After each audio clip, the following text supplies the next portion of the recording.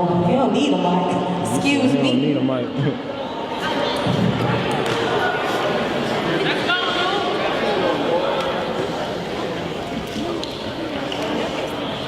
Stand on the side of me, brother. Right here? Yeah. Go ahead, get on the left of me, bro.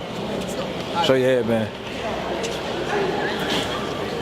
As a foreword to the people in this room, I apologize none for what I have said. All that I ask is that you open your mind.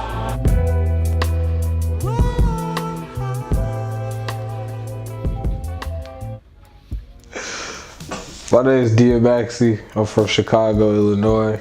Maywood, Illinois to be specific.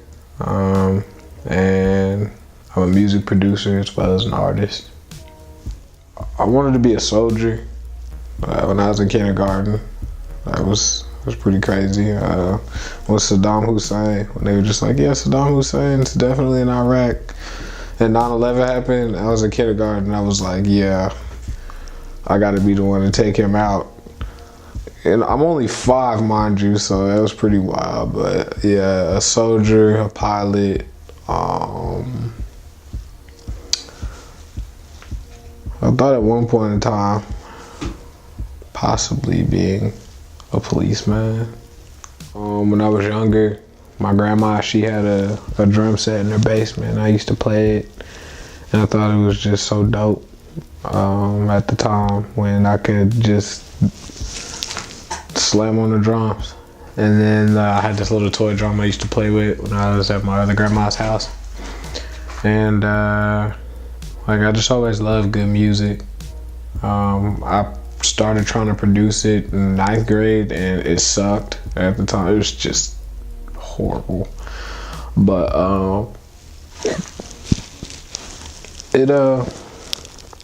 once I got to my junior year, I started to take it a bit more seriously, because like the beats that I was making, everybody was telling me they sucked at the time, and I was like, man, you know, that sucks, but I can get better. And then I met a couple of producers out here my freshman year, and we just took off with it. I learned. My role models, I have a couple of different ones.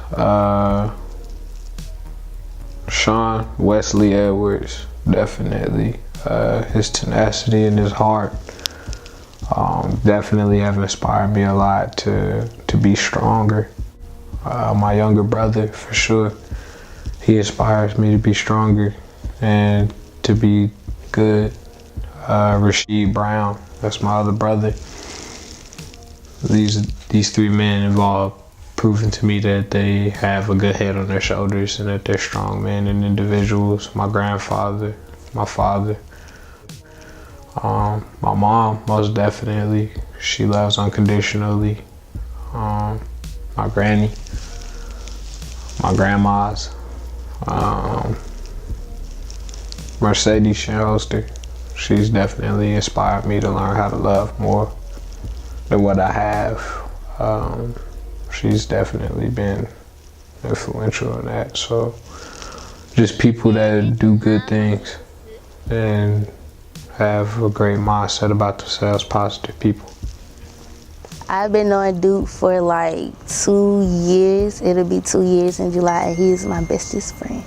I would say his drive is very high. Music is something that it's like really important to him. That's actually one of the things that we both got in common. We both like music, so whenever he has any free time or whenever he's not doing anything, he's always working a new song or writing a new piece to do at his spoken word performance. So he's always working on something. And as far as the future, I know my boy, he gonna go far. He gonna go far. We gonna put Frost Gang on. He already got the Frost Gang merchandise. It's gonna be lit. Because I'm a mass communications major, I was doing stuff like graphic, you could call it graphic design for my own individual brand, Frost Gang, free, realistic, open-minded, stimulated time makers. And building that, I had a whole layout for selling t-shirts and like all kinds of merch and stuff like that. My college experience honestly tested me. and it made for some great music, good times, bad times. The music that I made, like just being in college, is thorough, different, creative. I liked the fact that I could take what I was feeling and turn it into music, you know. And I've had some really joyous moments, like when I made the Chocolate Rose. That was stellar for me. You know, when I made Starborn, it was amazing. When Lawrence and I, well, No Stress and I, excuse me, dropped our mixtape, it was epic, because neither one of us, we had plans to do it, but we didn't expect it to turn out the way that it did, and it turned out great. And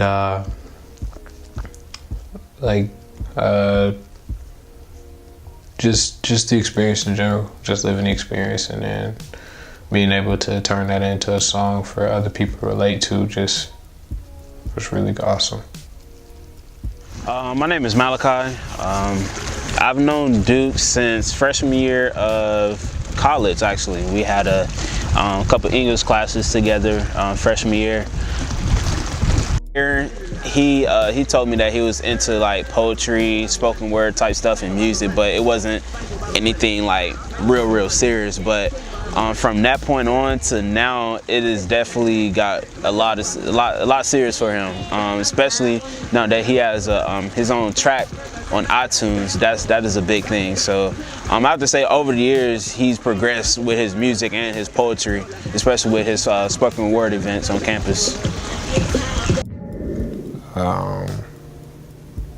I'm just trying to figure out how to graduate, where I'm going to stay at, and figure out if this is what I still want to do. You know, I feel like it's one of my more positive attributes to influence people and continue to influence people, but I have some soul searching to do myself, to figure out who it is that I am. And if I'm gonna do it, I want it to be authentic as possible. I actually haven't been rapping, like maybe freestyling and stuff like that, but I haven't been doing it as much. I've been producing and stuff like that, but